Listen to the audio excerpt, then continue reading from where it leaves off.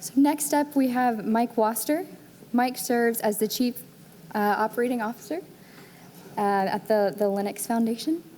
So the Linux Foundation builds ecosystems around open source projects that span tens of thousands of community developers and over 800 corporate members across all areas of technology.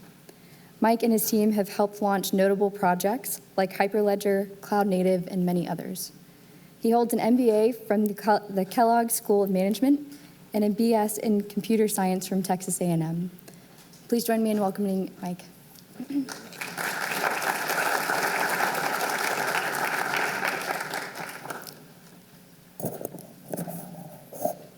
All right, can everybody hear me okay? So we just heard from Jared at BNY that he doesn't want to pay for a protocol. He doesn't want to pay for HTTP. So if we take a step back from all the business and very value-added business services and focus that were represented today from E&Y, from Microsoft, from the variety of companies that spoke, IBM, at the core of what's happening every day in our life, we are effectively standing on the shoulders of giants. All of our world, at least the second and first world, is powered on infrastructure that is predominantly open source. So today, in getting to this great conference hosted by Rice, you actually encountered open source at least 5 times. Everything from your phone, so who has an Android phone? Who has an iPhone? So those that said, ooh, for iPhone, go into the license section under legal in the about section, and you will find that the vast majority of the software in that phone is open source. So both Android and Apple are powered by open source. The industrial sensors and controllers that power the information, that power the highways and the signal lights were all powered by open source. And every single stock trade that's being done as we sit, at least 99% of those stock trades are powered by Linux and open source infrastructure. So at the core, we have open source effectively allowing humanity to move faster with technical innovation and progress. I'm going to stand up and see if you can hear me just as well. Okay, you guys can hear me pretty well? Okay. I used to be drum major in high school, so I didn't lose the projection ability, so I can still speak pretty clearly. So at the core is open source and obviously Linux underneath. And it's allowing companies and developers to move faster, faster, and faster. So that's why I say we're standing on the shoulders of giants. And so specifically, if you look at what does it take to actually to do that, you effectively need the ability to intersect developers with the commercialization side, so corporations, market feedback, the ability to have go-to-market channels for that technology to be deployed. You have to have the right intellectual property regimes to allow for the sharing of information.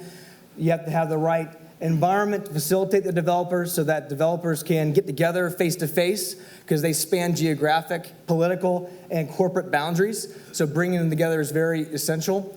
And you have to have typically neutral infrastructure to host those technologies. So the organization that I've been a part of for the last 9 years, after I got my the equivalent of the professional program here at Rice, I did the Kellogg Managers Program, the Knight MBA, I believe, is the equivalent. And I came to the Linux Foundation to help join and build that organization, which has now become kind of the premier open source foundation, which is an umbrella of many different projects. How many have heard of Node.js, Kubernetes? How about technologies like KVM or Zen or automotive-grade Linux, which will be shipping in cars, in a variety of cars, both European and Japanese automotive manufacturers later this year. So we host a lot of different projects across a lot of industry verticals. And so I'd like to speak with you briefly behind the magic that helps accelerate community development, that helps accelerate commercialization of open source technology. We had Joe give a great talk earlier on the Ethereum side. So in the same and similar vein, we are supporting the community developers to have kind of the best of the human spirit take place in technology. So as I mentioned, we have a variety of projects that we're hosting that span a whole array of issues. And our vision is to create the largest shared technology investment in history. We do not make decisions on quarterly earnings reports. We literally plan for 50 plus years, and we want to be around for 100 years as a foundation. Right now, we're about a $90 million foundation with approximately 200 employees. But most importantly, it's not the individuals in the foundation. It's the work we do with the community developers and the corporations that make the Linux Foundation be a kind of a steward and a shepherd of the technologies that power our lives. So briefly on Hyperledger, as was mentioned just 2 talks ago with IBM, Hyperledger started about 18 months ago. This is Blythe Masters speaking to kind of the complexity of bringing together a variety of interests across industry verticals, developers, from small companies at fintech startups to large corporations, and providing a ground for them to come together has been one of the key objectives that we've been working on here at Hyperledger.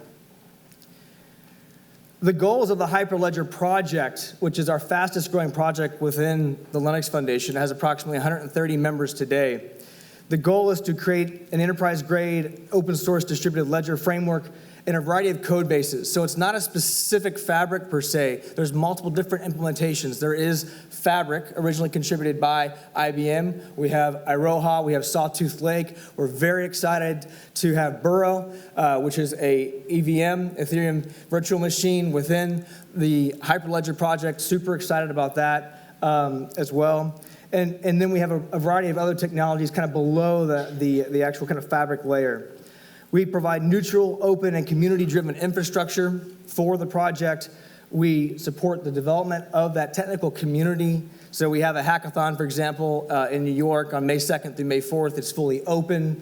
And that type of work is very important to provide access to the development environment to everybody. So open development, open governance, open source license, and an IP regime that supports it. Specifically in this case, for those that are technical, and on the legal side, it's Apache v2 license. Lastly, we do a lot of work to promote the technology and adoption in the industry. As I mentioned, you have Hyperledger as the umbrella project. And then underneath, we have, for example, the frameworks. In addition to those listed here, we would add Burrow, which we announced on April 10th. And then we have, below that, the modular layer, we have projects like the Explorer and Cello and others. So we're seeing a variety of interest, a broad array of interest coming from companies. So we had Airbus join for supply chain management purposes. We've had a variety of healthcare companies join for healthcare reasons. It's very exciting to see also on the IoT side, industrial IoT, what's going to be happening. Specifically in the energy sector, if you look at all the areas of fraud, as was mentioned in the E&Y presentation earlier, particularly around distribution. If you imagine IoT sensors between the different control points in distribution, they're not exactly trusted, right? Who's going to trust that IoT sensor is fully calibrated? Who owns that sensor? Eventually, there's going to have to be a way of tracking the flow of whatever atom is going through whatever pipe, and that type of data and being able to have the provenance of those atoms flowing through and validating that they're talking to the sensors and there's been no man-in-the-middle attack or any other type of way of compromising the validity of that provenance, that's all going to be made available through an intersection of multiple technologies. Blockchain technologies, for example, through Hyperledger, combined with IoT technologies, which the Linux Foundation also hosts. So one of the reasons why companies like to host projects at the Foundation is because of the cross-fertilization across industries as more and more projects intersect with each other. On the blockchain framework, a little bit more about the frameworks that I mentioned here. So Fabric is intended as a foundation for developing applications or solutions with a modular architecture that allows components such as consensus and membership services to be plug and play. Iroha is a distributed ledger project designed to be simple and easily incorporating into infrastructure projects requiring distributed ledgers. And then Sawtooth Lake, with many potentials and many fields from IoT to financials, and is an architecture that recognizes the diversity requirements across that spectrum, and it has support for both permission and permissionless deployments. On a technical scope, if you look at kind of where's the value add, the Linux Foundation's whole goal is to bring together the best of community and corporate development around what is going to be considered commodity or non differentiating technology. So if you look at what's in blue here on this slide, this is the area that effectively the industry and the community developers are saying, this should be free. I'm not going to pay for HTTP, quote unquote, right? So they're not going to pay for what's in blue. So this is the work then that the Hyperledger project is focused on. And it needs to be very modular to allow for a variety of consensus frameworks and a variety of other technologies. That's the whole hint of an umbrella project. And for those of you that are not familiar with open source in effect is a lot like breeding. You could have one project here, another project here. Before you know it, if the licenses allow the exchange of code, before you know it, you have a third project that's better than the first two, right? And so that type of environment creates for very fertile technology development. And there are Rembrandts and Picassos of our day. I mean, I personally think that Vitalik at Consensus is one of those. I mean, just brilliant minds. And they are able to effectively work with and leverage the open source and to contribute their brilliance to this broader ecosystem of infrastructure that then you and I can all benefit by having it free and becoming a de facto standard through code. So a little bit about the structure of the organization. Brian Bellendorf is our executive director. Brian was former CTO of the World Economic Forum. He was one of the primary Apache web server maintainers, and he also helped form the Apache Software Foundation. He has also been on the board of Mozilla since 2003 and the EFF as well, and a variety of other experiences. Recently, he was at Mithril, one of Peter Thiel's funds, and now he is full-time helping lead the Hyperledger effort. On the governing side, representing the companies that are participating in the project, our chair is Blythe Masters from Digital Asset Holdings. And the other members of the governing board all consist of the corporate members that are committing a variety of technical and financial resources to building out the infrastructure and the ecosystem behind the code. On the technical steering committee side, this is a elected representative. Currently elected to the position is Chris Ferris from IBM. And Chris is a distinguished engineer and CTO of open technology at IBM Cloud. And the technical steering committee, to give you an idea of how we foster open source development at the Linux Foundation, the TSC is responsible for all of the technical aspects that make up an open source project. So for those of you that are familiar with Linux, Linus Torvalds, who's an employee of the Linux Foundation, still the top kernel developer, he's a benevolent dictator for life. Have you guys heard that phrase, benevolent dictator for life? So at the end of the day, by being the creator of the code base, and then to this day still having effectively the highest focus on quality and obviously commit right, but he effectively is able to say what goes in and out of the kernel. He has a hierarchy of maintainers underneath him. So that structure works if you have a project that's started by one individual. And that structure of a benevolent dictator for life. But what happens when you have a code base that's seeded by multiple organizations or developers? In that case, it's not just one individual, there's multiple. So that's a technical steering committee. At the Linux Foundation, to facilitate developers and corporations contributing to a project, we separate out business governance from technical governance. So Blythe Masters cannot make decisions on what goes into the Hyperledger code base. The technical steering committee can. And so the Business Governance Board focuses on building the ecosystem. The Technical Steering Committee focuses on the technical decisions that make up the project. So they'll have the final say as to what, for example, new projects go underneath the Hyperledger umbrella, like accepting in Burrow or any other types of projects. So I think that's an important distinction for you to be aware of, because this is not a pay-to-play zone. None of the Linux Foundation projects are. It's all based on what goes in terms of code is all based on meritocratic development. And then we have a variety of working groups right now. We have the requirements working group, we have the identity working group, our architecture working group, and a blockchain protocol, and we have a white paper working group, and of course that's in addition to our technical steering committee and then our China-specific working group. Just as a side note, the fintech startup investment in China has been remarkable. There was a recent article coming out, I forget if it was Fortune or maybe Inc., but it spoke to that the fintech startup investment out of China exceeded that in the United States, We are seeing that within the Linux Foundation, both extremely strong investment on both sides, states and in China. We have had over 30 fintech startups join Hyperledger out of China here in the last 12 months. So the specific need for a technical working group in China is to help bring and marshal those companies and developers together in their local geography and then interject them back into the worldwide developer community.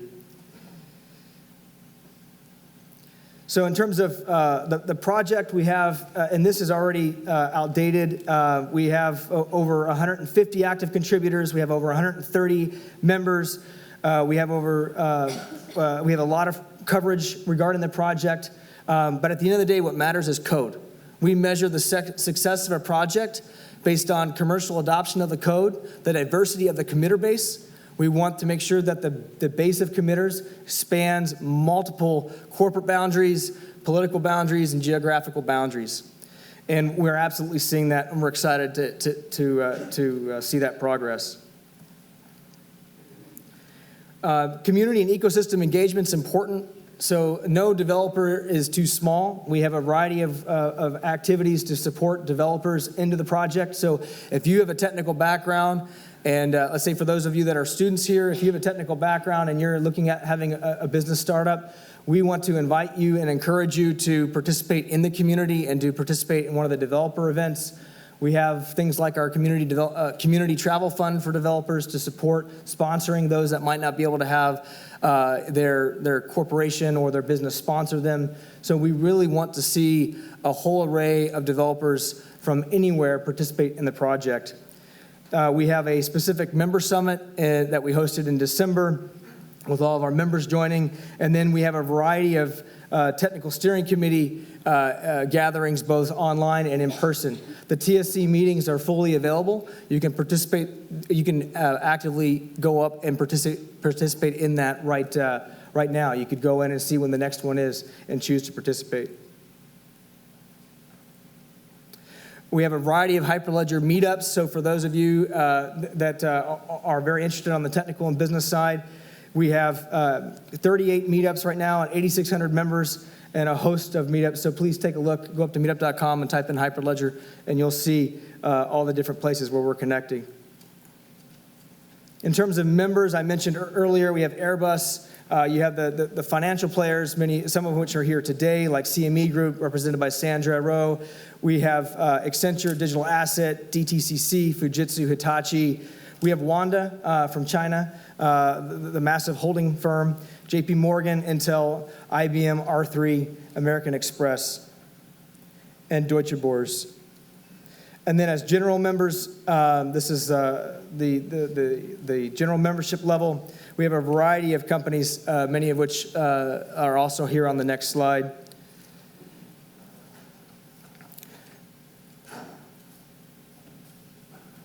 And then we have several universities and other nonprofits that are also participating in the project. So my invitation to you is to join us. We would love to see you contribute to this tremendous brain trust of open source technology that's powering our planet. So be it any of the technologies, Node.js or Hyperledger, we would love to see you actively contribute your feedback, market requirements into the project, because this is what allows mankind and innovation to move at a faster pace, and it allows businesses to leverage that base stack for their strategic benefit, and then to be able to build value-added services and products on top. So I'll stop here and open it up for any questions. Mike, a quick observation. So it looks like, getting the impression you have very good, mature governance model.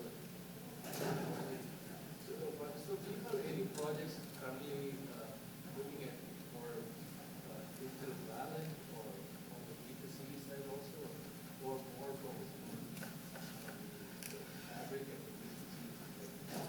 You said B2C or? Digital wallet? Yeah, great question. So there are lots of projects in the consideration stage, and I believe there's at least one B2C project that's currently there, and that's actively being discussed at the TSC level. I don't know, for example, which one, but we the Hyperledger as an umbrella project is not solely limited to the use case of B2B, but that's obviously the primary driver of allowing businesses to have this shared infrastructure that they can benefit from and not deal with the Betamax versus VHS holy war of the 80s, right? No one wants that again. So, but yeah, it's a great question. Sure. What governance structures do you have in place in order to prevent like a big player coming in and really setting the direction or setting towards making the blockchain less general, making it towards whatever they need to happen? Great question. So one of the purposes of having an umbrella project is to make sure that there's modularity and there can be different components that can be plugged in, because there's different implementations, just like we heard within EEA. So like, for example, we would love to see EEA's requirements and standards be implemented in code through Hyperledger. And now that we host a Ethereum hypervisor virtual machine, we see a lot of interest now and intersection between the two groups, right? So by having it modular, that allows for swapping in and swapping out, and that's something that's going to allow an even playing field for a variety of companies, right? So IBM is the maintainer of Fabric, and it's great technology, and then we had other companies contribute other frameworks into the project as well, and that allows there to be a continuing level of contribution and no kind of iron hold on it by any single player, just like in Linux, right? At the end of the day, there's trust in Linus as the benevolent dictator for life, and then there's a maintainer, set of subsystem maintainers, and then beneath them, they've got co-maintainers or committers to each subsystem within the kernel, and that allows for the flow of code, and then for meritocracy to be the basis for accepting code into a project. Any other questions? Sure.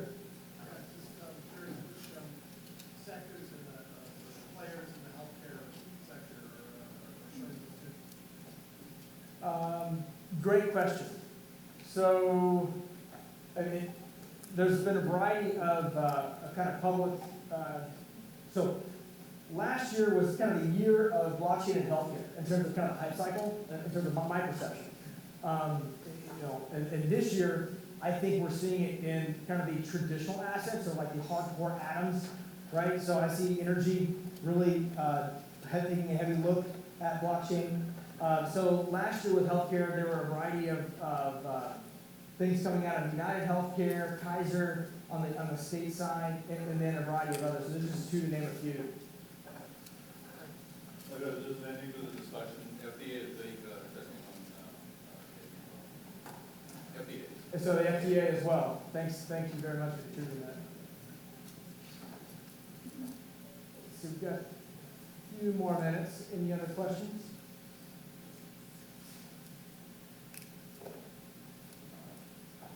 By show of hands, how many are surprised at how pervasive open source software is and you never even see it or know it? Is anyone surprised? Yeah. By show of hands, how many have heard of the Linux Foundation or Apache Software Foundation or any other foundations? That's great. Well, we appreciate you guys' support, and we're here as a resource. Feel free to email me. You can email me at mike@linux.com. It'll route to my address. And I can be a resource to connect your company's developers, or if you're a student and you're wanting to bat a business plan idea around, I'm happy to make myself available. Literally, we refer to ourselves as kind of the janitors. Our job is to clean the toilets to make sure that the Rembrandts and Picassos can do their job, and those are the coders. So, we just do the background work. So however we can be to support you guys, please let us know. I appreciate the opportunity to be here today.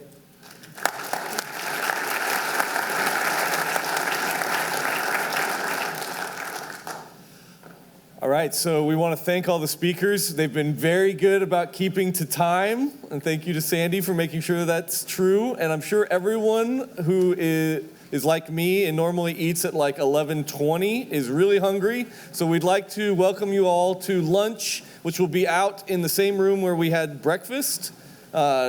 And you're welcome to go outside and enjoy the beautiful day, but please be back in your seats for the next round of speakers in an hour.